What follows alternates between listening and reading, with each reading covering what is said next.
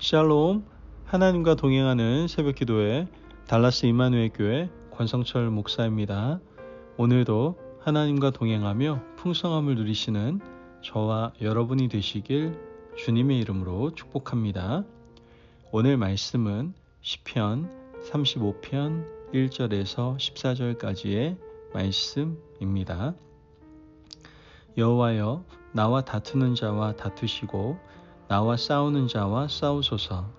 방패와 손방패를 잡으시고 일어나 나를 도우소서. 창을 빼사 나를 쫓는 자의 길을 막으시고 또 내 영혼에게 나는 내 구원이라 이르소서. 내 생명을 찾는 자들이 부끄러워 수치를 당하게 하시며 나를 상해하려 하는 자들이 물러가 낭패를 당하게 하소서. 그들을 바람 앞에 겨와 같게 하시고 여호와의 천사가 그들을 몰아내게 하소서.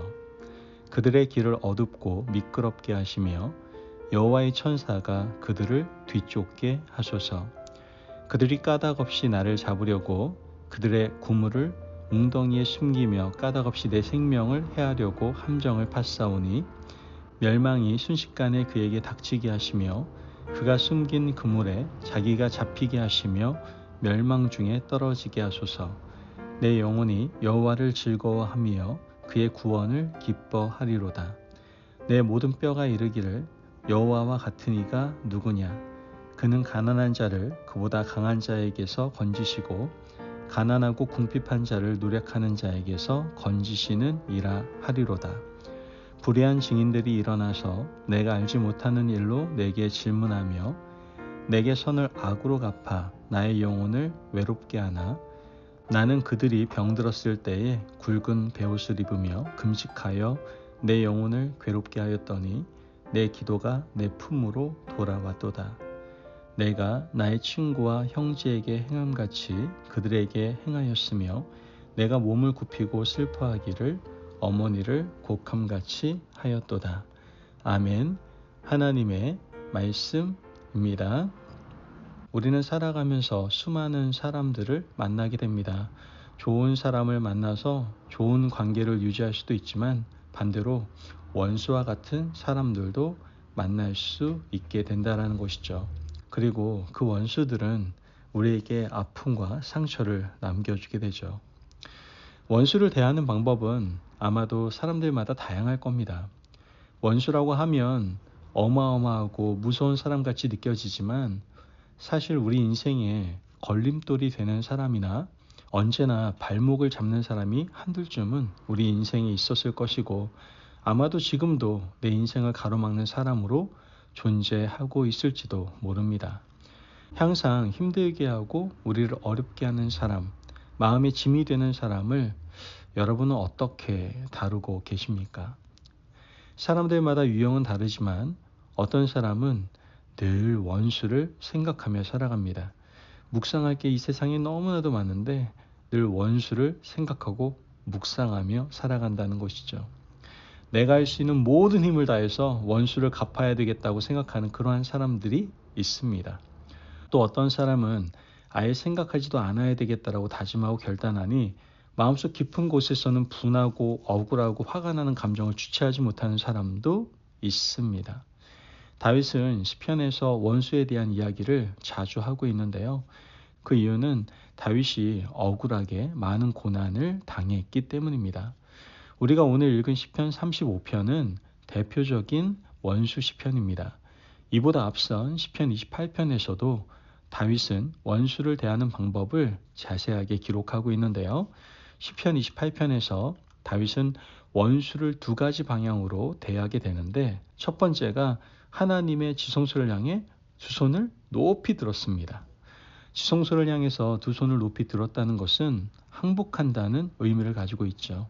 하나님, 제가 원수를 향해서 이 손을 쓰지 않겠습니다. 내 손에 칼을 들거나 창을 들어서 원수를 해하지 않겠습니다. 하나님을 향해서 두 손을 높이 드니 하나님께서 책임지시고 해결해 주십시오 라는 간구이고 기도인 것입니다. 시편 28편을 보면 이뿐만 아니라 다윗은 하나님께 원수의 악행을 고하고 있는 것을 보게 됩니다. 원수가 잘못한 것을 하나님께 소상하게 일러 바쳤다는 것이죠. 사람에게 말하면 소문이 되어서 돌고 돌아서 부풀어져서 돌아오지만 하나님께 털어놓고 아뢰면 하나님께서 그 소리를 들으시고 억울한 것을 풀어주시며 억울한 우리의 마음을 시원하게 해주실 것입니다.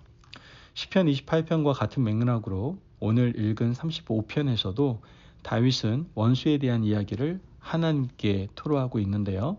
1절 말씀을 보면 여호와여 나와 다투는 자와 다투시고 나와 싸우는 자와 싸우소서.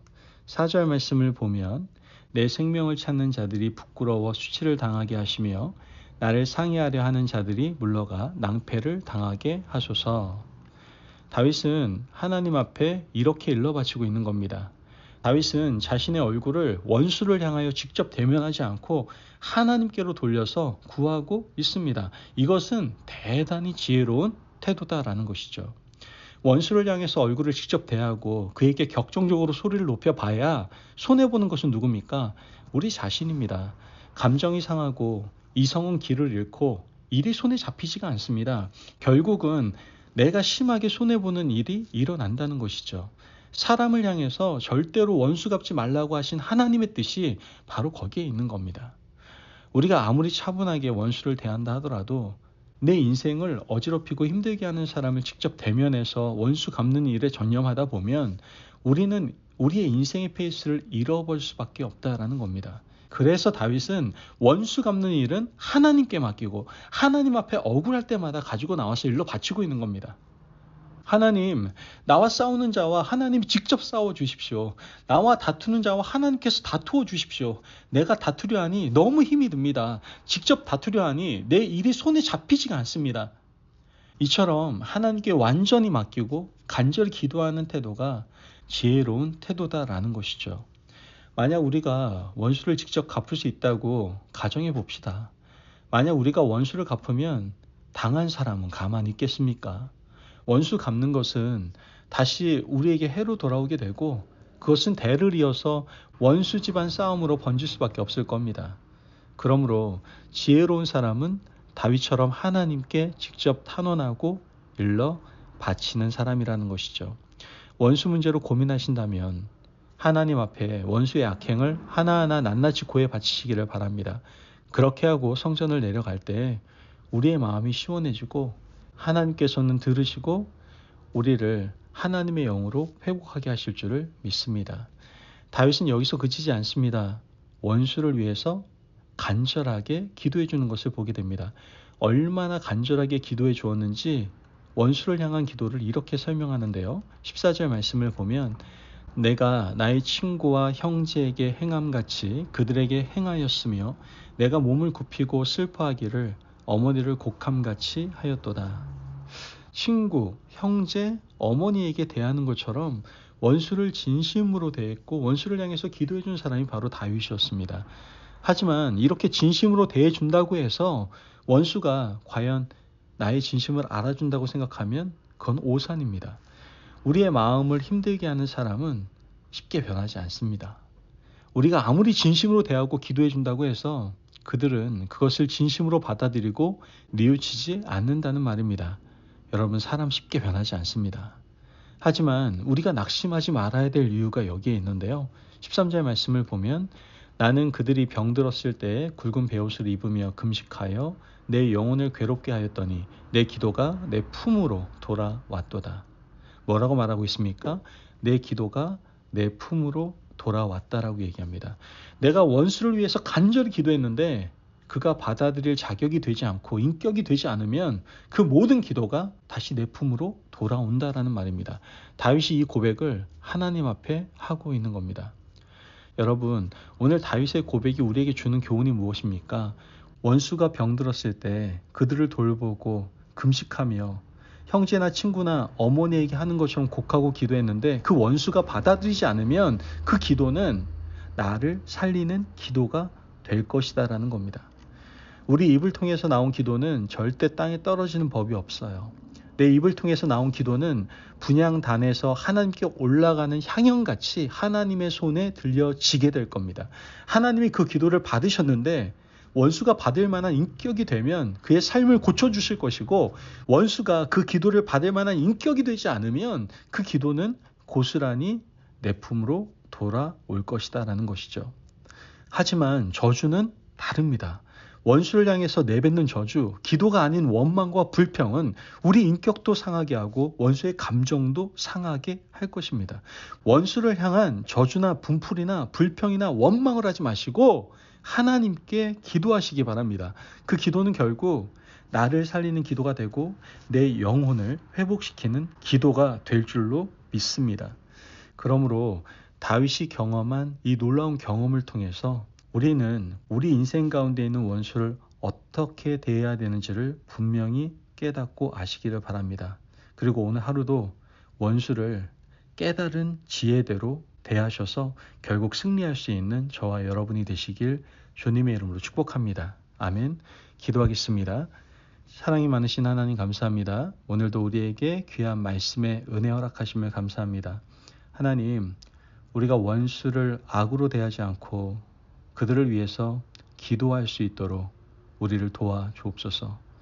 원수 문제를 사람에게 말하지 않고 언제나 하나님께 가지고 나와 하나님께 모든 것을 올려드릴 수 있는 기도의 사람들, 현명한 사람들, 지혜로운 사람 될 수 있도록 축복하여 주옵소서.